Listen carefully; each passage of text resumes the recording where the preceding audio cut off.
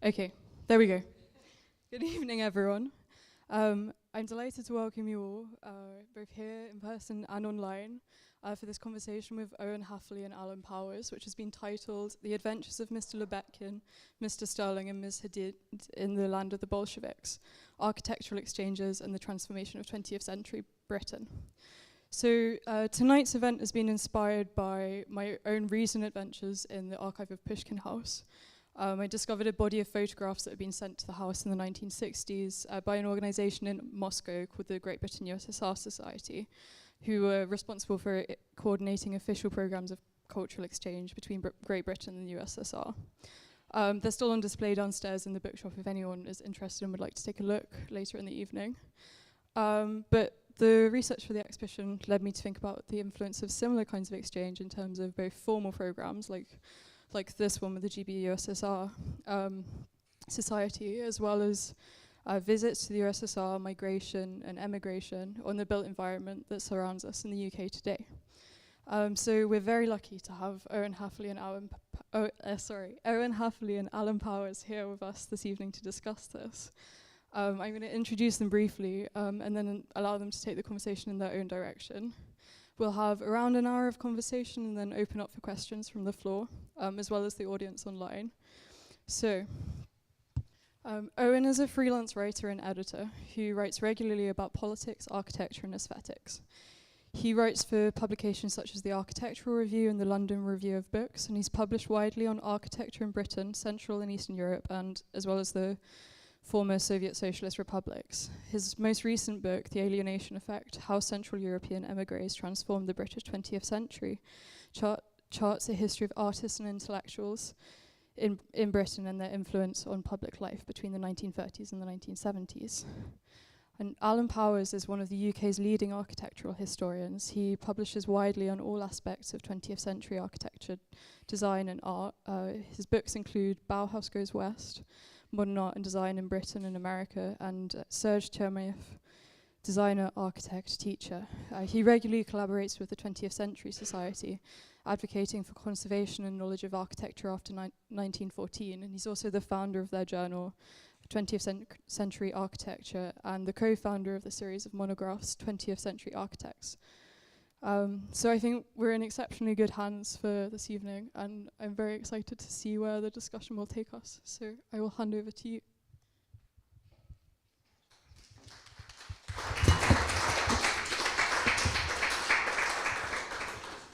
Thank you. I should probably, first of all, a sort of disclaimer. There's not a vast amount in what I'm going to say about those sort of linking organisations. So those who are expert in it or wanting research on it, I'll be around afterwards and you can berate me then. But first of all, I'm going to sort of talk a bit about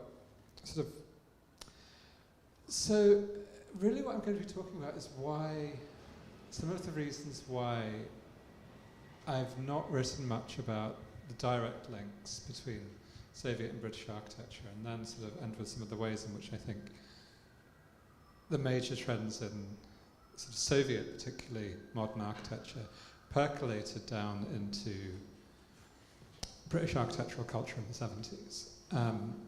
So it's a quite sort of architect-centric way of looking at the problem, and it's very much influenced by the book that you can buy, not only from all good bookshops, but you can buy over there, which is about pointedly central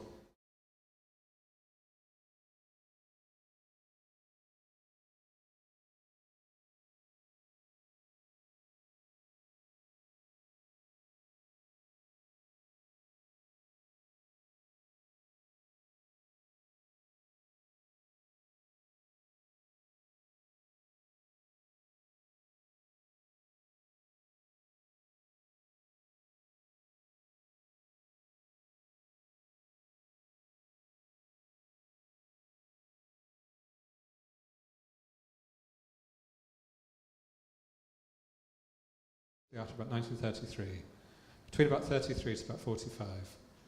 And I cheat a bit, sometimes people come a bit later, sometimes a bit earlier. in the countries that are in the kind of old school sort of early 20th century German imperial definition of Central Europe, which is, roughly speaking, things that were in the Habsburg Empire and things that were in the Bismarckian Wilhelmine Empire. And I've kind of added to that the bit of Poland that wasn't in either of those empires, because the rest of Poland was in them and it seemed weird to kind of leave out Warsaw and so on. But otherwise I kept everywhere else out. So and so no one ever really wants to be described as Eastern Europe, but I think there is a place called Eastern Europe, and it largely consists of Romania, Bulgaria, and the countries that used to be in the Soviet Union, and probably Finland if they'd only admit it. So I sort of kept them out, but there were some personalities that were so huge and so integral to the kind of dissemination of modernism in architecture and aesthetics that I couldn't leave them out. They were just so, everything had revolved around them, and so I kind of used the fact that they'd both kind of worked in Germany for a while and gone like, well, therefore they're kind of quasi-Central European. So I'm going to talk a bit about why they're not here. And I suppose the story I wanted to tell, and it's not the story of migration in those decades, but it's a one, is about what was called at the time the modern movement being sort of received into British culture and transformed within British culture. Largely as a result, in my view, and I know Alan may disagree with bits of this, largely as a result, in my view, of the migration. And it's a very, very large group of migrants.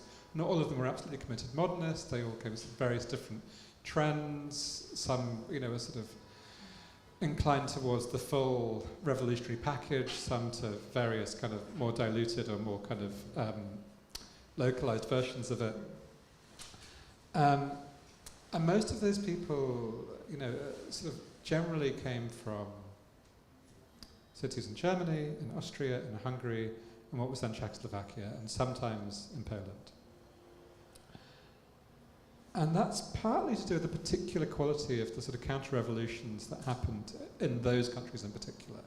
In Hungary in 1919, after the very brief Socialist Republic there was violently suppressed, there was a wave of migration of sort of artists and aesthetes. Most of the kind of famous Hungarians of the kind of 30s who end up here, most of them actually had already left Hungary in 1919. There's a few who actually leave later in the 30s. And there's a whole load of other people that come in after 56, but that's another story. And I suppose, and obviously the kind of, the revolution, the far-right revolution against the Weimar Republic in 1933, and the fascist coup against so-called Red Vienna in 1934. So there have been these kind of waves of sort of, progressive or left-wing-ish, in the case of Germany, governments being crushed and then people kind of being sent westwards. And obviously the story with the Russian Empire is rather different insofar as there's a left-wing revolution that sends people westwards. And so I think largely because of that, you get a somewhat different caliber of sort of aesthete, really. Doesn't make them any less interesting or what they do less worthwhile, but you get a sort of different group of people. And I forgot to talk about this. Oh no. Oops. Well, anyway, you can still see it. So one of the things I kind of want to kind of draw attention to just at the start is how much the Communist Party of Great Britain used Soviet architecture in their propaganda in the 20s and 30s. They often use kind of constructivist images in the 30s, at which point they're by then massively out of favour within the USSR itself. And this becomes a thing to the point that, as an Orwell essay where he kind of laments, books with big pictures of the Dnieper Dam on the front as being an example of the awfulness of British communism. The building at the bottom there is the house on the embankment in the centre of Moscow by Boris Yofan, which is semi-constructivist, I suppose. But one of the things that definitely differentiates the USSR from the other countries that are part of this kind of wave of people kind of, being sort of scattering across Europe at this point, is that nowhere else is really anyone kind of keen to replicate the social system of any of the other places. Well, there's a lot of people that want to replicate the housing system of Vienna. There's not a lot of people that are like, we want to build Czechoslovakia in Britain. But there are lots of people that want to build a Soviet Britain. And I was very glad to see recently that's come back as a a title of a book about why the British political economy is awful. But that's another story. So people who I've not written about. Number one, Theodor Komasaryevsky. And one of the, if you weren't necessarily kind of interested in constructivism, and very, very few people in Britain were in the 20s, there was nonetheless an enormous interest in the Ballet Russe, and in the particular kind of version of Russian culture, capital R, capital C, that was doing the rounds around Diaghilev and so forth. And in architecture, the main obvious result of this is the cinema interiors of Theodor Komasaryevsky. So he was a theatre set designer based in Moscow, had worked in some capacity at the Moscow Arts Theatre. I've seen him sometimes claimed as being the head designer of the Moscow Arts Theatre, which is definitely not true. But he'd been involved with it and traded off that quite successfully. He married a very famous actress, but I can't remember who it was because my notes. Thank you. That's extremely useful. I knew it was Peggy Ashcroft. Anyway, and he does these incredible. Ian Nan describes them as, even though it's kind of only kind of paper thin, that they have the kind of spatial qualities of one of the actual great cathedrals that they're imitating, so that you can go and watch, a Jean Harlow film in Tooting. So this is the Tooting Granada, which is now a bingo hall. There's a couple of these. There's another one in Woolwich, which isn't quite as good as this, but has a vestibule that is particularly kind of Moscow Metro-esque, very, very unintentionally. And they have absolutely nothing whatsoever to do with the kind of avant-garde trends that are going on in the Soviet Union, and why should they, given that Komasaryevsky was an anti-Soviet exile. But they're very much part of this sort of dreamland of the Ballet Russe, and this kind of particular moment of, which I think links much more closely to a lot of the stuff that's going on in Britain in the 20s in art, that it's all quite sort of dreamy, somewhat camp, all a little bit kind of thin, and they're really fun. And people are very sympathetic when you try and get in their bingo hall to look at them. I found, to my surprise, in both of those buildings. The one in Woolwich is now a church, which is kind of weirdly apt. I don't think you can get more kind of anti-Soviet exile than the literal son of Alexander Kerensky, the leader of the provisional government. And Oleg Kerensky has a sort of footnote role in British architecture in the mid-20th century through the fact that he becomes a civil engineer, emigrates to Britain, and becomes one of the lead engineers at the Teesside engineering firm Dorman Long. In that capacity, is involved in the design of various bridges for the firms Motthay and Anderson and Freeman Fox and partners, of which the one that he's usually credited with the most role, the one that's usually credited to him specifically as designer, although you can't really credit a bridge like this to a designer as such, but it's usually considered to be very much his baby, is the Erskine Bridge on the outskirts of Glasgow, which is a fantastic structure. The widest cable-stayed bridge of its time. Goes through some sublime landscape. It's got a brutalist hotel at the other end. It's a fantastic structure, but it's very, it's very hard to kind of link it to any, if it wasn't by Oleg Kerensky, there'd be no reason to think it was, let's say. So another figure who I've actually been told off for leaving out, who I left out for quite specific reasons, is Isaiah Berlin, which is a very sort of Pushkin house name to conjure with. And Isaiah Berlin, I left out partly because of the fact that to talk about visual culture, I left it out because I was trying to keep Russians out.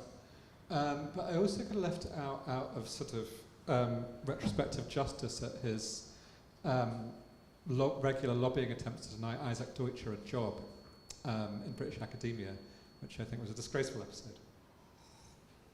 But it's rather unfair to a certain extent in that he did contribute something quite significant to British kind of university architecture in the 60s, which was Wolfson College. And Wolfson College is very much Isaiah Berlin's baby. is very involved in the selection of the architects, Powell and Moyer, and the choice of the site, and then it's often kind of credited as being very much a sort of college that exemplifies Berlin's particular version of liberal values. It's modernist, but it's very much an Oxbridge College. It's sort of traditional in plan, but very modernist in aesthetic. It's got a sort of tinge of English picturesque in the way it meets the landscape around and the lake next to it. It's a particular kind of British modernism that sometimes I can lose my patience with. The record should probably show that Isaiah Berlin had a role in modern architecture, which I did not credit him with. But who I really want to talk about is Bertold Lubetkin. And I really want to talk about Lubetkin and Noam Garbo because they're the two figures that I think really are kind of catalytic in very different ways. Bloomsbury. It's not what it used to be. Both of them, obviously, you could write 10 books about, but they're very much kind of people who I think are sort of treated as emissaries.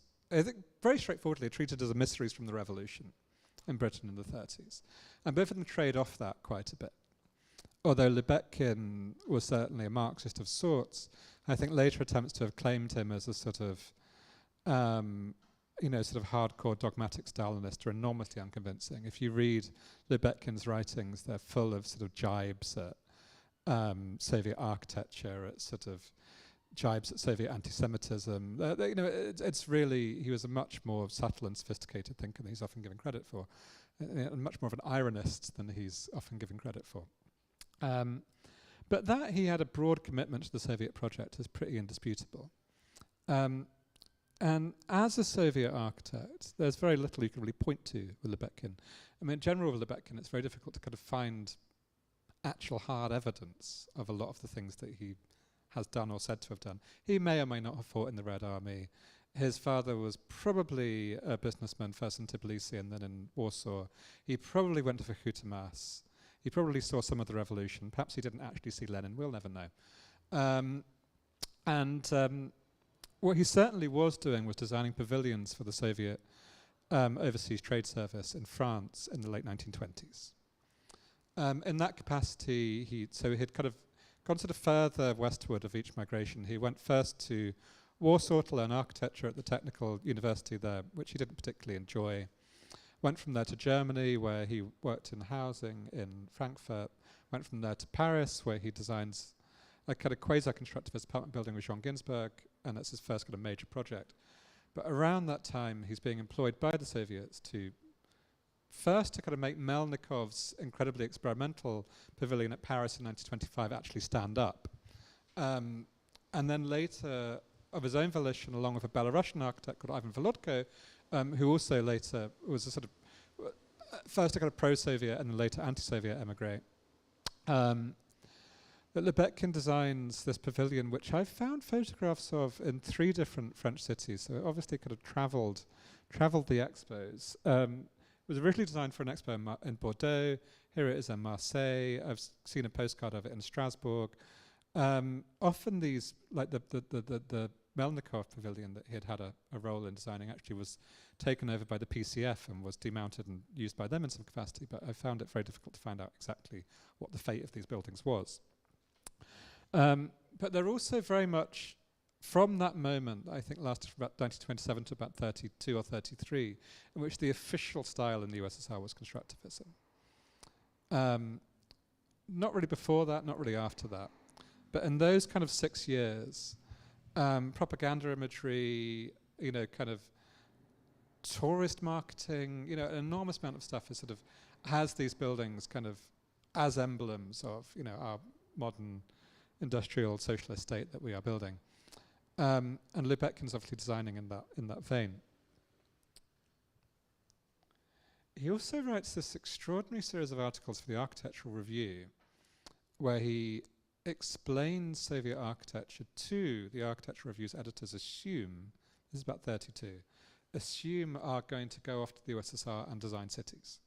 because at that point you have the Great Depression happening, you have everywhere sort of work is drying up, and a lot of the big firms in Europe, like the firm of Albert Kahn in the US, who are involved in designing factory buildings, but also various office blocks across the US,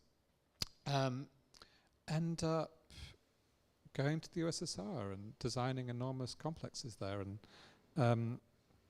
the AR kind of assumes that their readers are going to be going off to the USSR to build stuff, which of course doesn't actually happen. But there are some weird competition entries.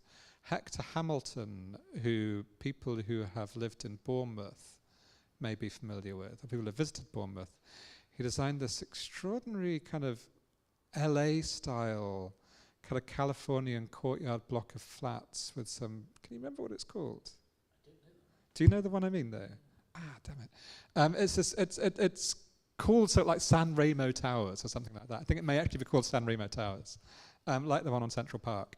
And he entered the Palace of the Soviets competition and won. And then, the prize was eventually kind of awarded jointly to him and to Boris Yeltsin, and the Orville building, which thankfully was never constructed, was partly credited to him. So apart from Hector Hamilton, it didn't really happen. But he writes these essays where he kind of explains Marxist ideology to the authors of the AR, to the readers of the AR, which I think he rightly assumes that they're not au fait with. Explains the Soviet political economy, explains the architectural kind of trends and the various kind of warring factions that are happening at the time, and gives them all a firm grounding in dialectical materialism. And it's incredibly instructive to kind of compare this essay with another that he writes about 20 years later for the Architectural Association's Journal on the occasion of him returning to the USSR, which he did, I think about 54, so after the death of Stalin. Him and a kind of group of kind of CPGB-aligned architects go off to Moscow and St. Petersburg. And Lubetkin does this kind of, who's already, I think, enjoying a sort of modernist apostasy at that point, enjoying the fact that the kind of younger architects are sort of appalled by his use of decoration, and his use of facades that could be seen to be facades, use of sort of paradox and humour, particularly humour. And he goes around the Moscow metro, the 7 Stalinist skyscrapers in Moscow, and he's like, hold me tight and spit on me, but I think these are all really good. And he goes, basically, ignore all the ornament in this. So he's not going the whole hog and saying, I think it's great that these things are covered in random bits of Baroque. But he's like, in terms of their space, this is what an actual planned city and an actual planned economy looks like. And you can plan these things. You can plan 7 skyscrapers in a circle around the city because the state owns all the land. You can build a metro system as a series of underground palaces because you can. And he's very, very enthusiastic about it. And then he talks about the surviving buildings of the constructivists, of the exact generation of people that he had worked with and that had taught him. And he says that they're terrible. Because they've aged awfully, they look terrible, their planning is awful, they're inhumane, they're totalitarian. In the Stalinist era, it's pretty much still ongoing at that point, he goes, no, the actual totalitarians are not these guys, they're the modernists. And it's very easy to kind of read between the lines in this piece that it's a kind of attack on the generation of architects just a bit younger than him. The story of Lenin Court, stroke Bevin Court, I was recently delighted to find in John Allen's recent book for the C20 series that Alan edits, on Lubetkin, that the great tale of Lubetkin burying a monument to Lenin underneath the staircase after the building had to be renamed after the Cold War Foreign Secretary Ernest Bevin is actually true. This did actually happen. And somewhere underneath this is a bust of Lenin. And the staircase underneath is obviously, kind of driven by the sheer Leninist energy below it. As you can see.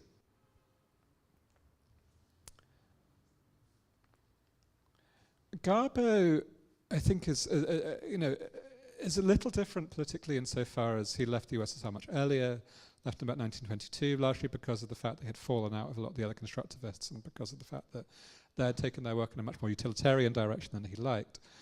Politically, he always sort of described himself as a sort of Kropotkinite anarchist, and that particular Russian tradition is sort of where he comes in politically. But a similar kind of process of he ends up first in Berlin, in the sort of Neusachlichkeit and constructivist kind of circles around there, goes from there to Paris, then to Hampstead inevitably, and then equally inevitably to Cornwall.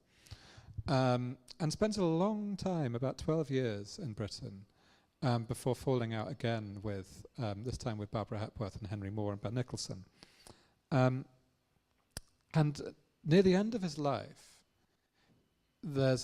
he decides to donate all of the sculptures that he still owns to the Tate Gallery. So the Tate has this practically unrivaled collection of Naum Garbo sculptures, specifically because Garbo remembered living in London and Cornwall during the Blitz, and was kind of in a sort of strange rush of sentimentality. It was like you're basically the people that saved my life, have all my sculptures. And in the course of this, the architect Eugene Rosenberg was talking to him about having a sculpture at the centre of St. Thomas's Hospital, which, to cut a very long story short, is what you have here. It's a kind of scaled-up version of a sculpture that he made in Berlin in the 1920s, and it as a fountain which initially revolved, and it is one of the great kind of hiding in plain sight moments of sort of the dissemination of the modern movement into British life, that there is a complex of buildings for the National Health Service, designed largely by a Slovak emigre architect, with at the centre of it a Soviet constructivist sculpture by one of the great first-generation constructivists.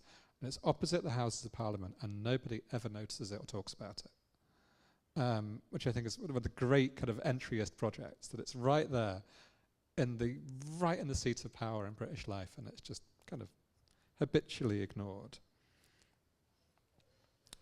While living in Cornwall, Garbo saw the destruction of Plymouth from his window just outside St Ives, Carvis Bay, as I recall, and he was also, despite the fact that he was fairly hostile to Stalin and Stalinism, he was a very enthusiastic supporter of the Soviet war effort, did various benefits for it, and for Edward Hulton's magazine World Review, contributed this extremely kind of late Lisitsky Stalinist photo montage, which I didn't know was by Garbo until reading Christina Lodder's biography of him, and there it is, just as like, well, he was, appearing on radio a lot at the time, he was kind of, a lot in the British press, and as a Soviet designer, what else would he do but design a photo montage with the Red Army and a tank in it?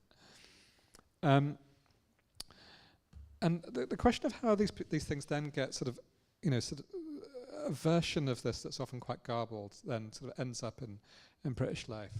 So partly through the presence of Garbo himself, and one of my favourite examples of this is in John Burge's book Art and Revolution, which is actually largely a book about Ernst Neuzvestny, who was a kind of, I guess what gets called the Severe style, the kind of the Thaw era modernist but also realist sculptural and representational art. Neuzvestny was a big enthusiasm of Burge's, as he was, for all of John Burge's many qualities, he was a socialist realist. Let's be honest here, that's what he was. And he devotes a whole chunk of the book to why he didn't believe Soviet modernist architecture and constructivism worked. About Tatlin's Tower, why it couldn't be built, etc. And he has this little bit where he goes to this design for a radio station by Garbo, and then goes, well, if they'd built this little thing instead, maybe there wouldn't have been so much hostility to modern architecture in the Soviet Union. I'm not quite sure where he got to that. But of these three buildings, one of these actually got built. The department store there is still there in the centre of Moscow. It doesn't quite look like that. Last time I went past it, which was about 10 years ago, it was home to a Benetton store, and they covered up the kind of upper 4 floors with a big Benetton advert, which was pretty egregious. But it's still there. So one of the figures that I think kind of, bearing in mind that a lot of the kind of history of this incredibly kind of pivotal movement in architecture, as it's kind of received in Britain, comes from those two articles by Lubetkin. By and large, people don't really know much else about it, and those two articles are very axe-grindy. You get a very, very partial kind of version of what actually happened from them. So the process by which this stuff actually kind of gets known as actual history is a circuitous one. And I think one of the first kind of important figures is a guy called Arthur Korn, who is an architect and teacher, Berlin emigre, at the Architectural Association, who is often credited, I think not necessarily by himself, as one of the most important architects for teaching the brutalist generation of architects, for being for the kind of people like the Smithsons and their acolytes. He was this kind of link between the hard modernism of the 20s and the present day, whereas people like Lubetkin and German emigres like Pevsner had sort of watered down and anglicised their modernism. So you had to kind of go elsewhere to kind of find the uncut stuff. And Korn, who had been travelled widely in the USSR, worked there, and was part of a thing in Weimar Germany called the Collective of Socialist Builders, as I recall. And his book, Glass in Modern Architecture, which was translated in the 60s but written in 1928, is full of images of Soviet constructivist buildings from that era that students would definitely not have seen otherwise.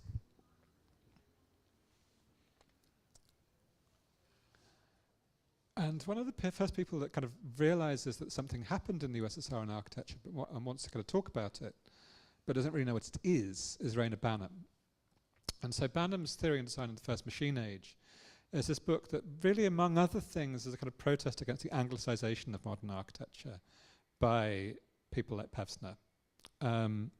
And what he considered to be Pevsner kind of removing the more dangerous politically or aesthetically elements of modernism, taking out Italian futurism, taking out Americanism, taking out the Soviets. But whereas he actually knew a fair bit about Italian futurism, it's very obvious reading Banham's book that he knew absolutely nothing about Soviet constructivism, but he'd seen the buildings, he'd seen images of these buildings in the magazines of the time. And so he sort of tries to write about them without ever having seen the plans, certainly without having visited the sites. And so he gets quite a lot of things wrong. But the images circulate in their own right. So he publishes these images and goes, this is probably this. And one of them, on the front there at the top, is the Dozhprom building, Dozhprom in Ukrainian, Gazprom in Russian, in Kharkiv, which was, when it was built, the capital of Soviet Ukraine. Now quite a famous building, justly so. And Banham kind of talks about how important it looks, but for one thing, he thinks it's an industrial building, when it was actually an office complex for the Ukrainian government. So he doesn't know what it is, but he's kind of fascinated by it. The Smithsons around the same time publish a long essay which later becomes a book called the heroic period of modern architecture, which is very much about the kind of, I guess, of 1924 to 34 kind of period of the real hardcore, undiluted, uncut modern architecture, which also includes a lot of images of these Soviet projects. And then they start to kind of occur in buildings of the 60s. And one of the places they occur most famously is the Leicester Engineering Building by James Stirling and James Gowan. And I've seen people claim that bits of this are just randomly taken from constructivist buildings that they will have seen images of. That the cylindrical staircase on the ground floor is taken from an almost identical cylindrical staircase at the Moscow Planetarium of about 28, 29. That the cantilevered lecture theatre is taken from Melnikov's Rusakov Workers' Club in the suburbs of Moscow. And I've spoken to architectural historians that think this is true and people that vehemently do not think it's true. And as an aesthete rather than an architect, I go on what things look like. And I think they are rip-offs of Soviet constructivist buildings. But Stirling would probably have denied it.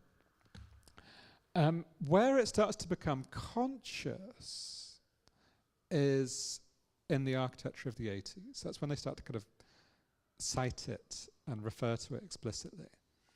So in the various kind of books that Richard Rogers publishes in the 80s and 90s about why we should have a modern architecture, why we don't have one, and why we should have a modern city, there's usually an image or two or three from the Soviet constructivists. There's usually the Vesnin brothers' unbuilt Leningradskaya Pravda.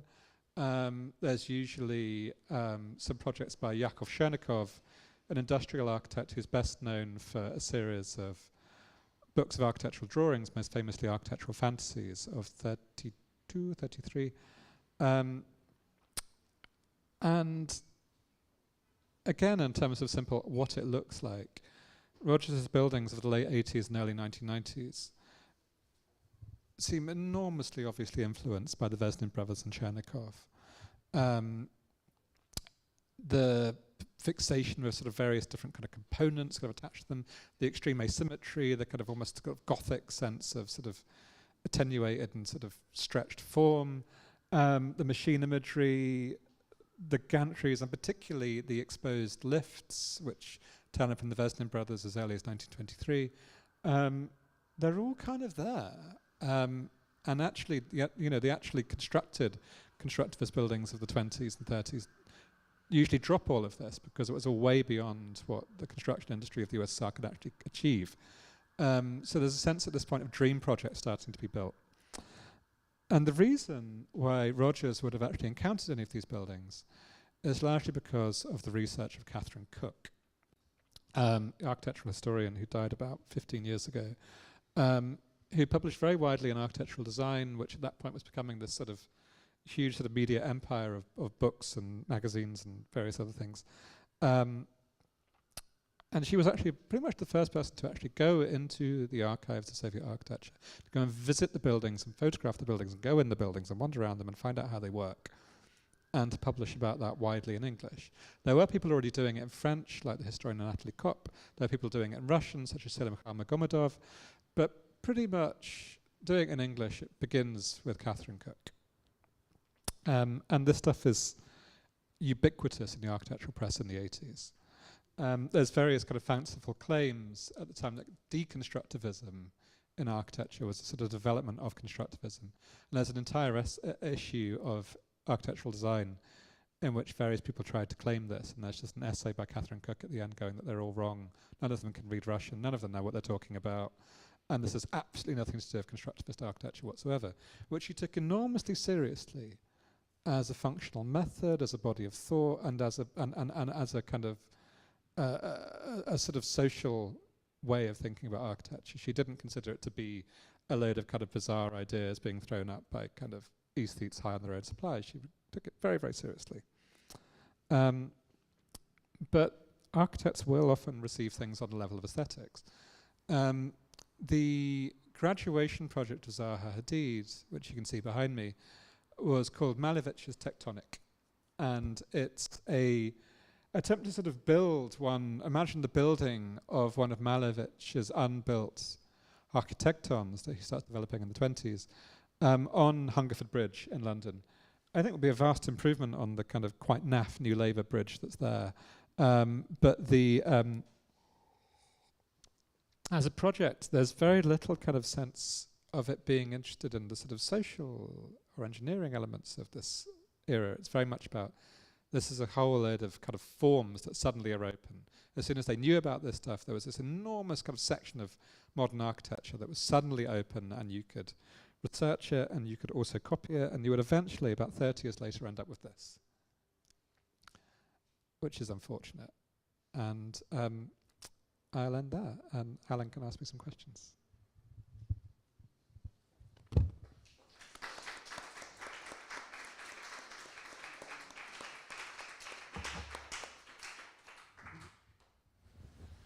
Well, thank you, Owen. I've learned a great deal.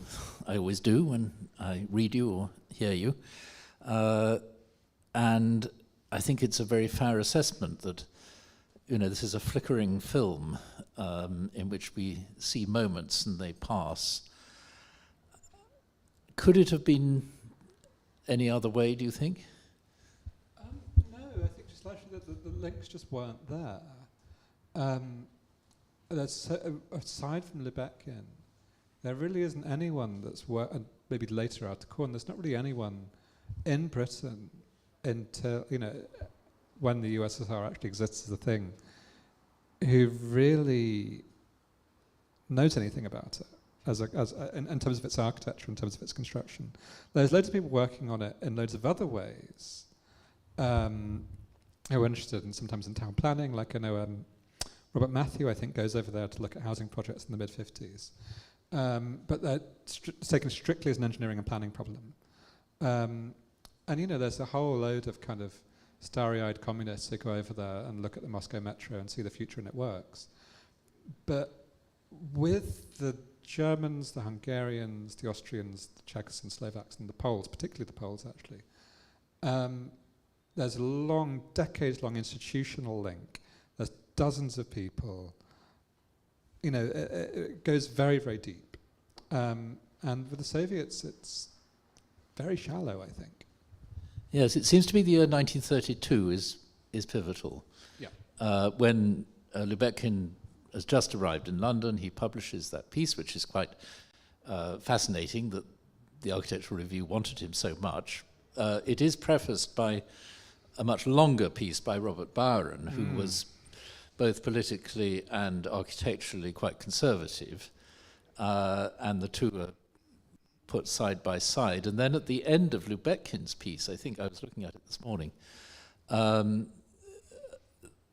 is it he who says, you could all go and join the My Brigades? Is that in his piece? Pretty much, yeah. As an editorial column. Yeah. Then there's a letter from Clough Williams-Ellis and one other person saying, by the way, there's these 2 trips to Russia in June, and they're quite cheap, and you might like to come, kind of thing. So he does go with his wife Amabel, and I think she was probably mainly behind this, Red Ammo, as she was referred to by the members.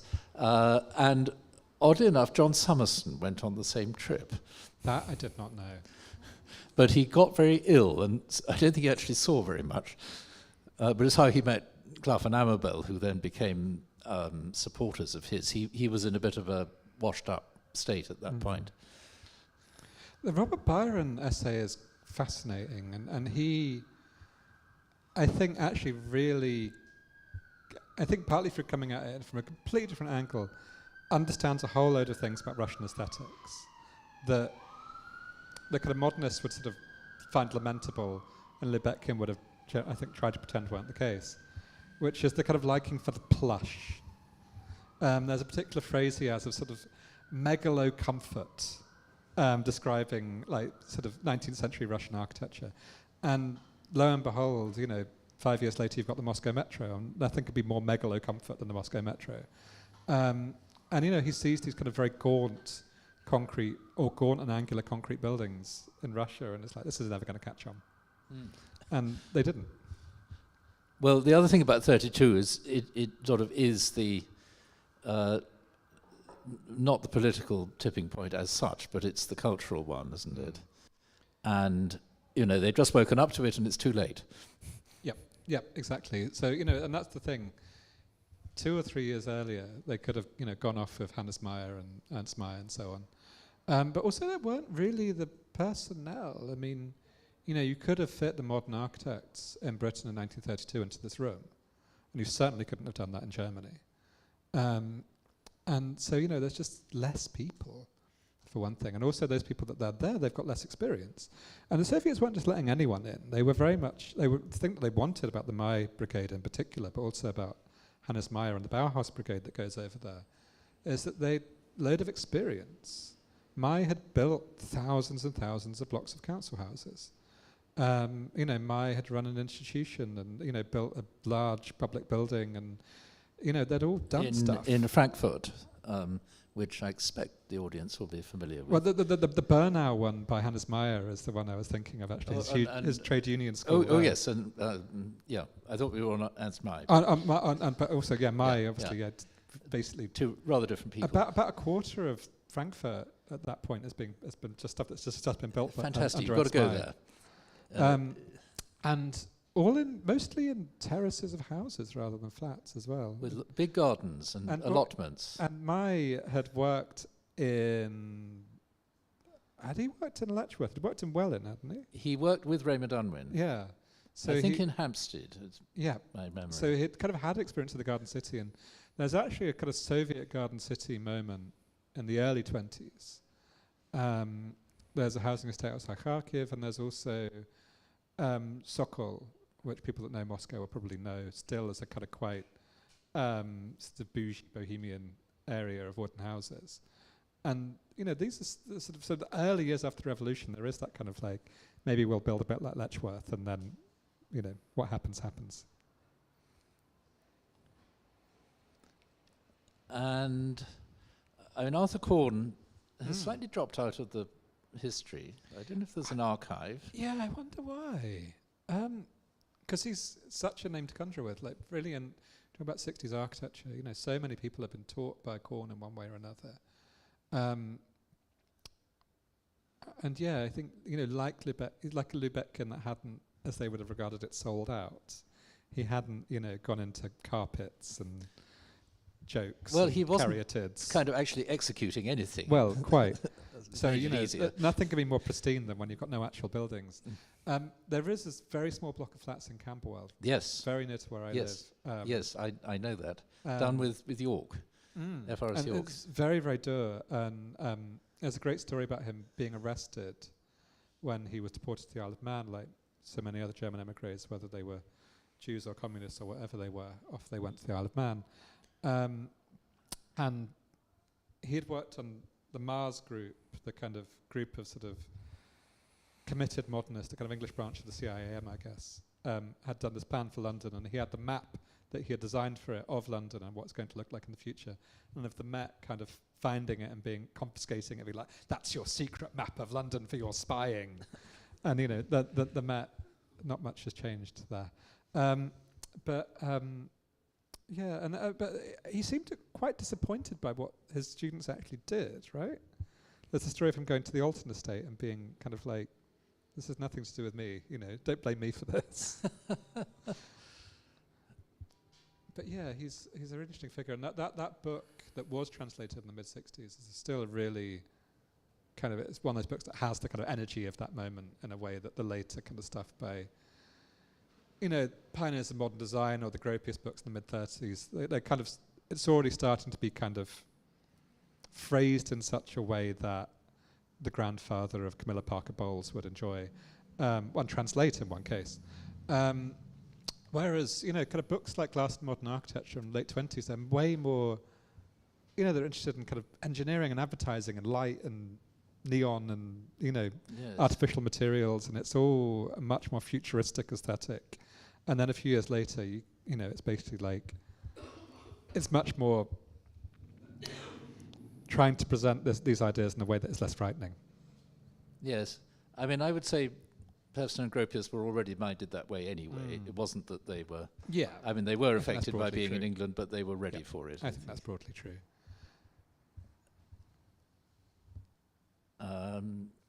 Yeah. Shall we ask the audience? Shall we?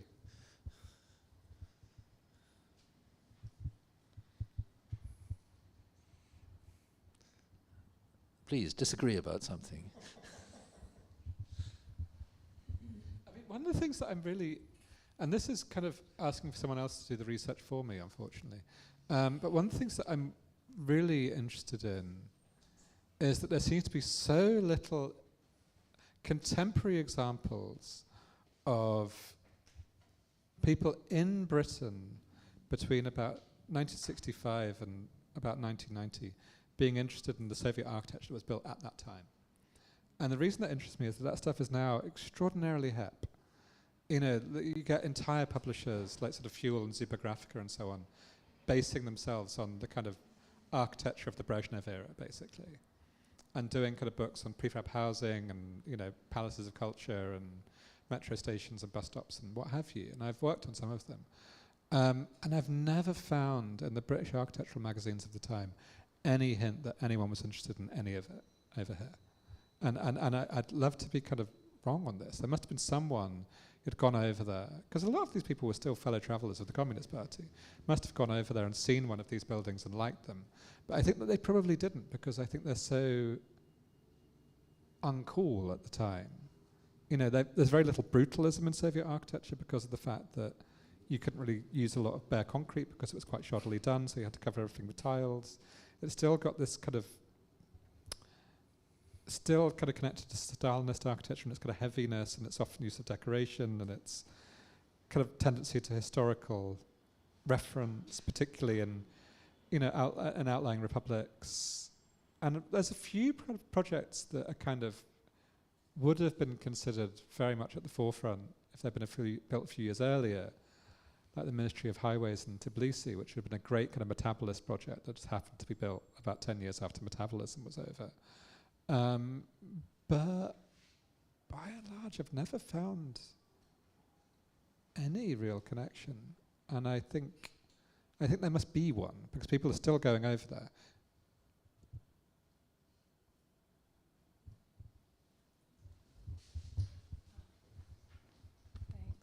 Thank you.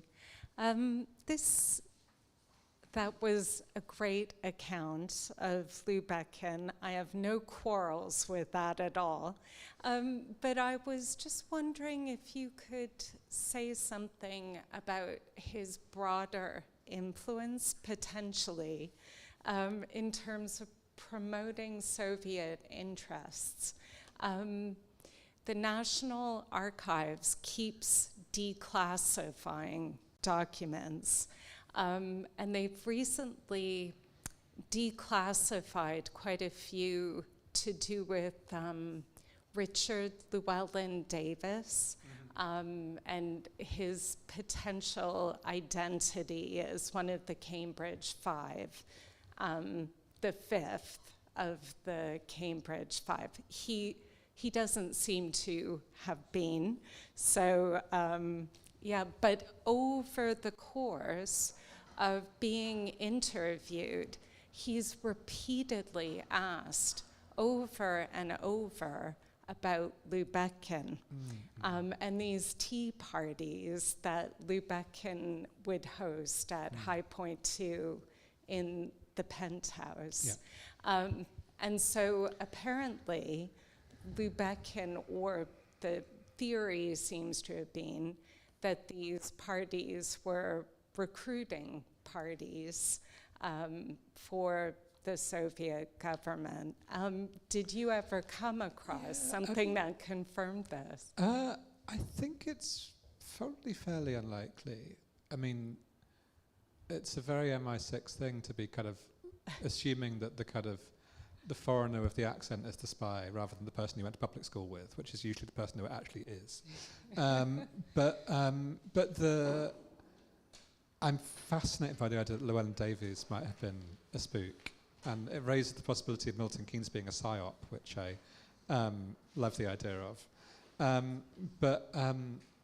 I've never come across it, but I'm immediately going to look this up when I get home.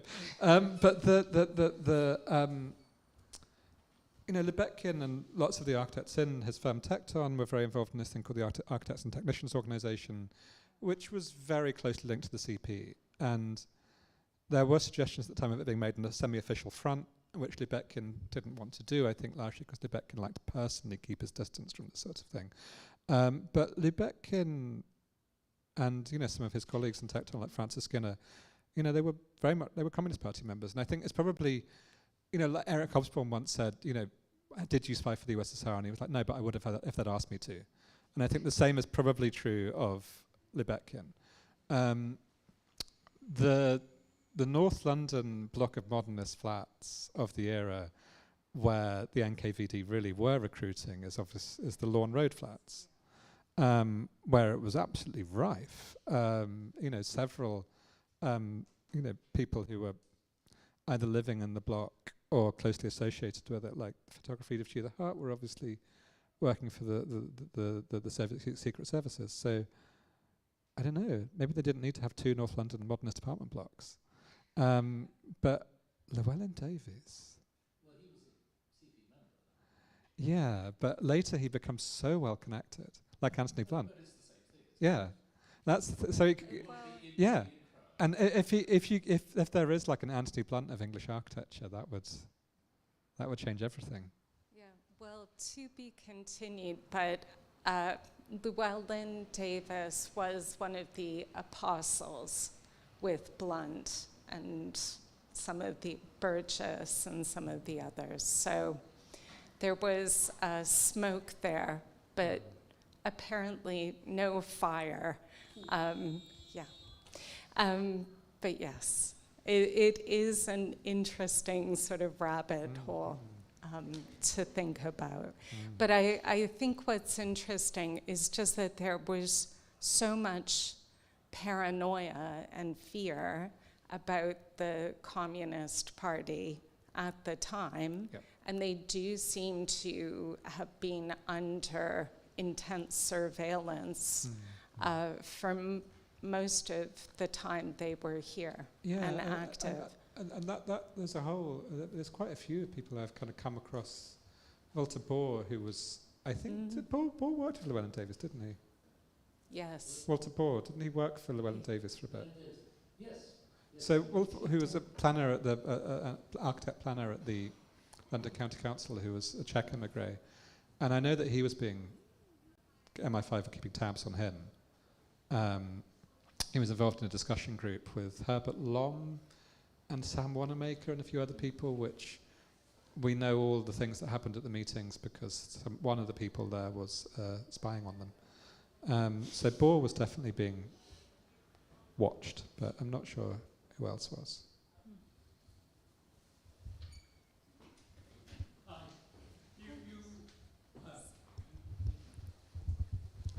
Hi, thanks for that. That was fascinating. You made no mention of the 1971 Arts Council exhibition, which was perhaps the one moment when there was a major display of Russian material dating back to the 1920s available for people to come and at the see. Hayward Gallery. It had a considerable political influence, but I'm not sure what architectural information went through to the profession. One of the people involved in it, if I recall, because he told me he was Christopher Woodward, who was, like Llewellyn Davis, involved in Milton Keynes. And so maybe Milton Keynes all along was was actually an enormous Soviet experiment. He had worked for Alison and Peter Smithson and later for the Milton Keynes Development Corporation Architects Department, largely credited with the shopping centre, for those who don't know, and later co-writes various architectural guides, including to London, which is probably the guide to the architecture of London. And he once talked to me about that exhibition and claimed that there was a particular, and there's a lot of architecture in that exhibition. I have the catalogue at home, and it's very, very good for its time. There was a particular thing, I think they wanted a model of Tatlin's Tower, and they were trying to get it out of the Tretyakov. And they'd said the wrong thing, and the Tretyakov got the hump, and ended up sending them instead this kind of big socialist realist canvas that they didn't know what to do with, and in the end they didn't display because they were just kind of but yeah, somehow that. Yeah. Yeah. So maybe it wasn't the model, maybe it was something else, but there was something they wanted out of the Tretyakov, which the Tretyakov wouldn't give them, and then sent them this painting that they didn't want instead. Yeah, perhaps. Yeah, that might have been how it happened. The Russian side was very reluctant to allow a lot of material from the 1920s and wanted a lot of contemporary Russian material to be.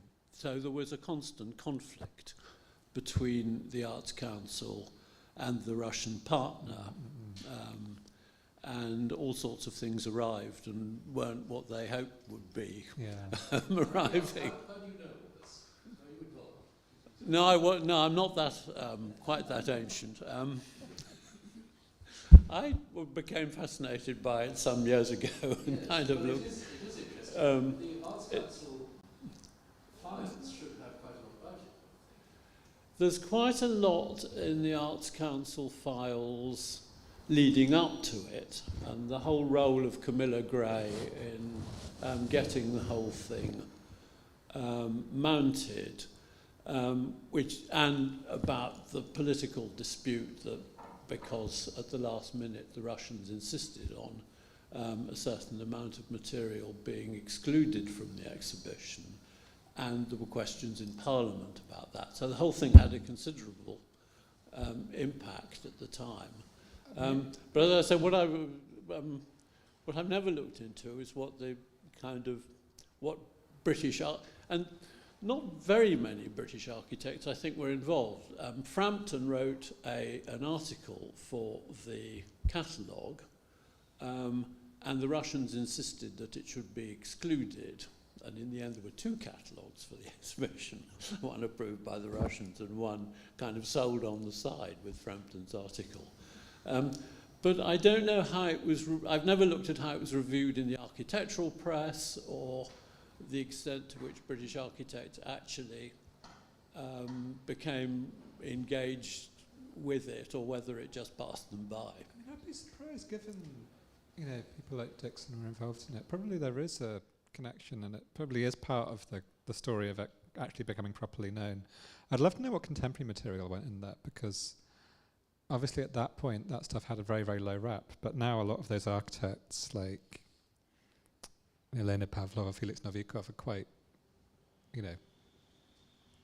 respected in the way that in the 70s they very much weren't abroad. I think the Arts Council were not, sorry, I'm talking too much. I think the Arts Council were not really particularly interested in the contemporary material. And there's a letter which suggests that.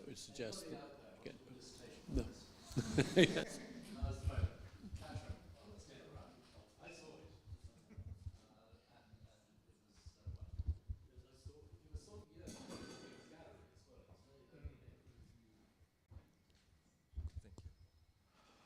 My question is about Lubetkin. It seems that in the end of his life, maybe in the 80s, I read about that, he was disappointed. And it was his phrase like this, that my architecture is like unfulfilled promises or something like this.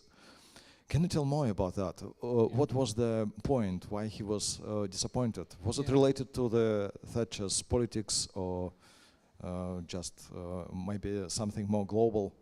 Very much so. There's a phrase of his, something like buildings that cry out for a world that has not come into being. I think he was enormously disappointed by post-war Britain. I think he, the scale of the change was not wouldn't go as far as I think it had imagined it would. He had to make a lot of compromises on a lot of the buildings he was designing. One of my sort of favourite kind of architectural sort of tragedies in a way. I mean, these buildings start to be listed, and so I don't want to be that mean about them, but he designed with Francis Skinner and Douglas Bailey 3 large housing estates in what was then the metropolitan borough of Bethnal Green, so in kind of Shoreditch and Bow. And they have this incredible sort of spatial imagination. They're really kind of exciting buildings on a kind of straightforward sort of level of just sort of spaces. But they are so cheap, and the public spaces are so mean. I remember like going to a party in one of them once, in the Dorset estate in Shoreditch, getting the lift, the tiny graffiti-covered lift up to the 7th floor, and there's a walkway that you could fit one person along at a time. And the flats, they're fine, Parker Morris flats, like any from the time, but you can just feel how low the budget is. And whereas a lot of other architects from the time, who I think were much more pragmatic, like Erno Goldfinger, would look at the budget and be like, what can we do within this budget and actually make it work? I very much get the impression that Lubetkin was like, how dare they give us a budget? We're just going to, I'm going to do the whole thing and then worry about the budget afterwards. And so they look like a cost yardstick. They've been hit over the head of a cost yardstick, basically. They just look very kind of cheapened. And obviously he has this notorious experience where he's appointed as the planner of Peterlee, the new town in the northeast of England, where he does quite an interesting plan for it, actually. He's often misremembered as he proposed a load of tower blocks, which isn't actually true. But he does a very interesting kind of plan for the town, and then the coal board look at it and go, there's subsidence, this isn't going to work. We want the mines here, and the town's going to go there, and Lubetkin goes off in a huff, basically. And I think he gets very upset about the consumer society. He doesn't like what's happening in architecture. He doesn't like brutalism at all. And in the 70s and 80s, he gets horrified by postmodernism and, writes very eloquently and bitchily about it. And so I think architecturally and politically, he was just like, everything we fought for has been, either destroyed or watered down. And this was kind of true. But again, I think there were people who kind of did better projects because of the fact they were less less dramatic, let's say. There's a biography of him, of growing up in the farmhouse that he goes and sulks in outside Bristol, which the author of which, one of his daughters, describes at the start as fictionalized. So the degree to which one can set much store by it is kind of unclear, but it basically suggests that he was depressive and a Stalinist and violent. And he does not come across well in it at all. And she basically alleges this because he was a self-hating Jew, and I'm not going to get into any of that because it's fairly gross. But there's definitely a sense that after the 1950s, well, after he leaves London, he's not a happy man. Could we just have a word about the Penguin Pool, which is, after all, pre-war construction? Yes. Constructivist Yes. in the Russian sense, living its own strange life now, because it's not allowed to put penguins onto the penguin pool, and it is not allowed to demolish it either. So this is a very curious, it's a bit like what Nick was saying, there were related considerations at the same time. This seems to me a living problem. Yeah, I mean, the last time I went to the penguin pool, it was porcupines, which didn't really work. And I'd love to know who's in there now, or if they've just literally leaving it as an empty pool. But it was covered in wood chippings, and it had porcupines in it. I mean, just like a fish pond, surely. How difficult can it be? I think that there was once an article in The Observer, I think, about the penguin pool and why it didn't work for the penguins, and about the thing that's true of a lot of zoo buildings of the 20th century, that they're about display. And there's this huge change in ethos of you don't want to display it, you want to make the animals happy, or at least less depressed than they would otherwise be, rather than display them to people. They might not want to be displayed to people. And that change in ethos is very radical and much bigger than any change in housing. Housing is by and large housing. Unless you're doing something very, very experimental at an Arkham building or something, there's no reason why you shouldn't be able to live in a 1930s block of flats in the 2020s. But if you're a penguin being in a 1930s pool, it's completely different. But Lubetkin's other daughter, the one that didn't write the memoir, wrote to The Observer and said it was because they had the wrong kind of penguins.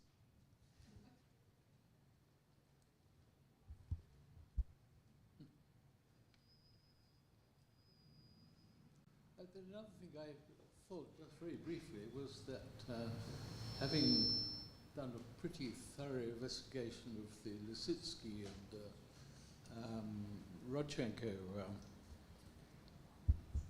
Oh yes, I'm sorry, I'm doing it upside down.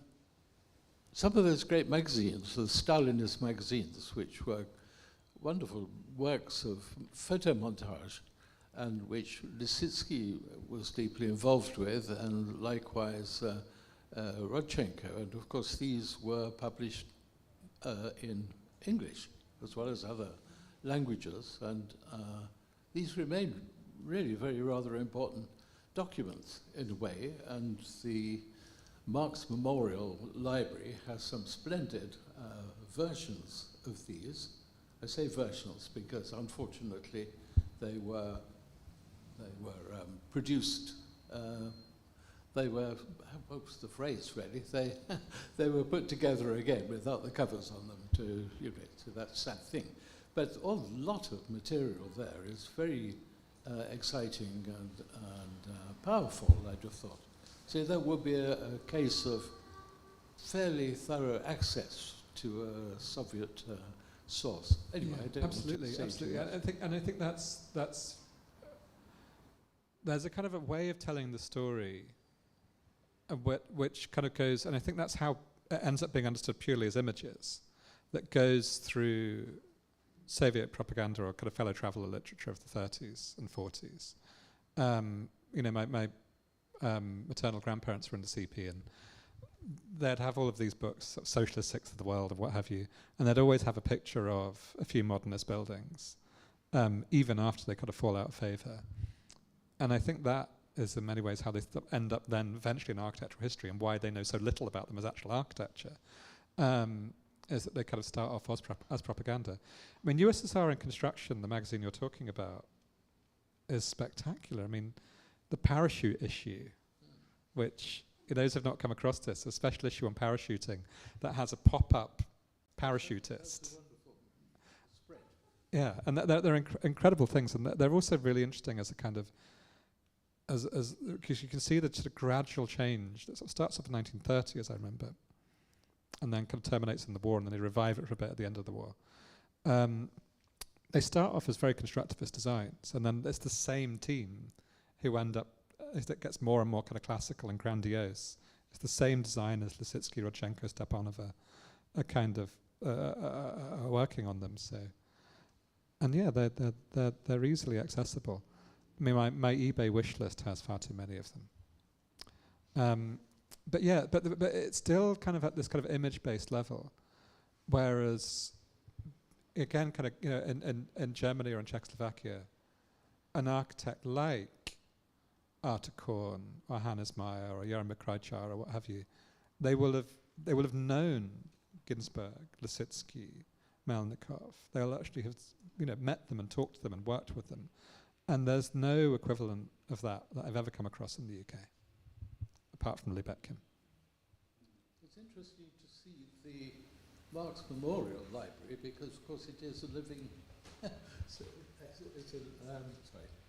It is. The Labour Party has meetings and all sorts of things in the same building, and there's that magnificent mural in the library wall there, which depicts depicts Big Ben crashing down one side of the city and so on. The worker of the future, that's it. Yes, yes.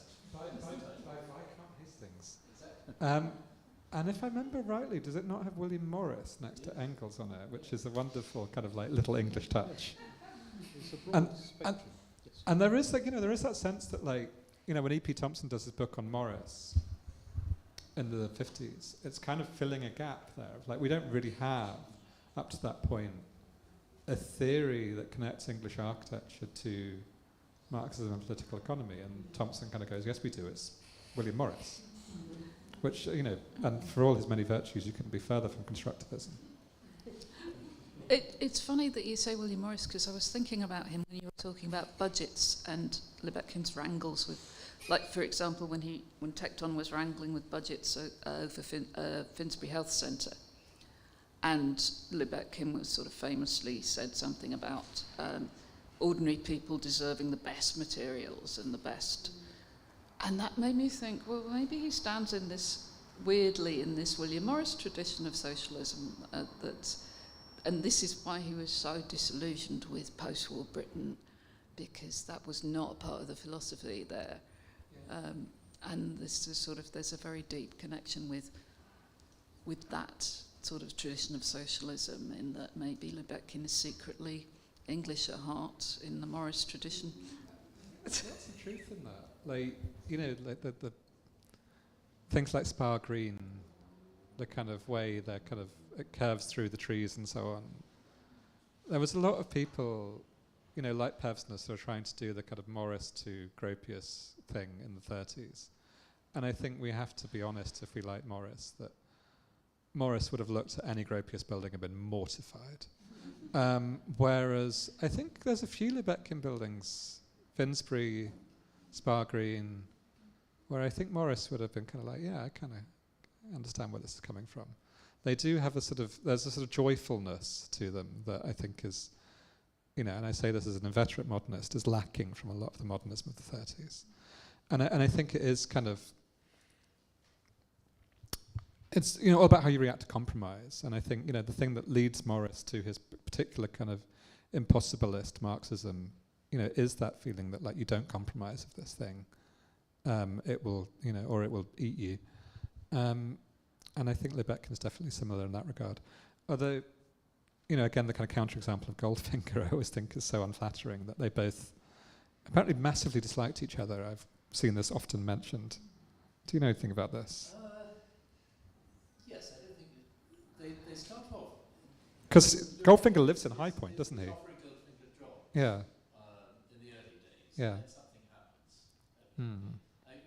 They were just sort of too big to be in one room. Monica Pigeon, who edited architectural design, told me that she had been present when Lubetkin, Goldfinger, and Shemaev were all there, and they were having a great time, sort of ranting at each other, which is what they like to do. But yeah, there's I've come across Goldfinger's son in the British Library, where he just mentions that he regarded Lubetkin as a bad egg, which I think is a very nice way of putting it. But Goldfinger, I think, is sort of personally quieter about his politics, but his politics were fundamentally similar. But I just think great thing about Goldfinger is someone who was really, really interested in construction and material, and that's why those buildings still look so good, in a way that the Lubetkin ones, even the best ones, have to be given quite a lot of attention to make them look good.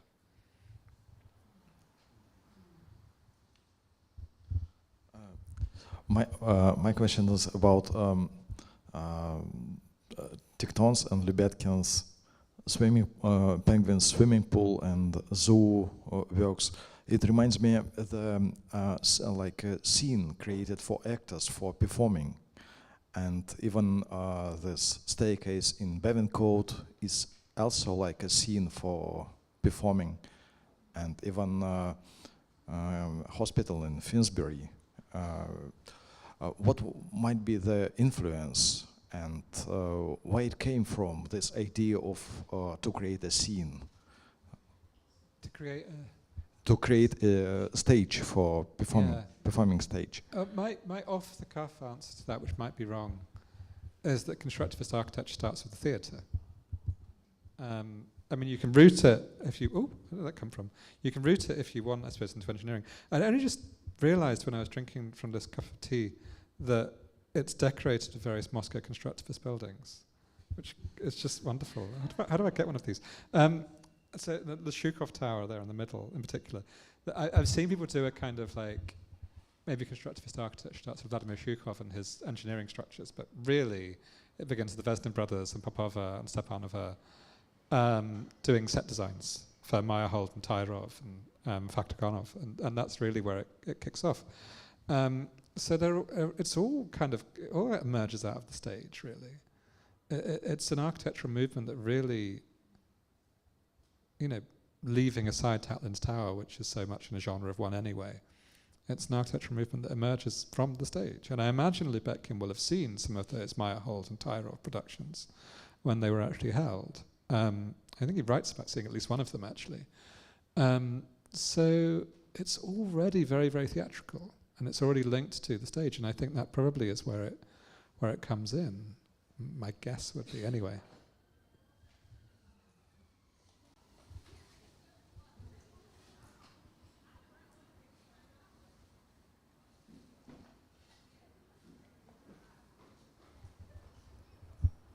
Okay, so perhaps that was our final question. So yeah, thank you very much all for coming, and I think the bar will be open next door if anyone wants to stay around and chat for a little bit longer.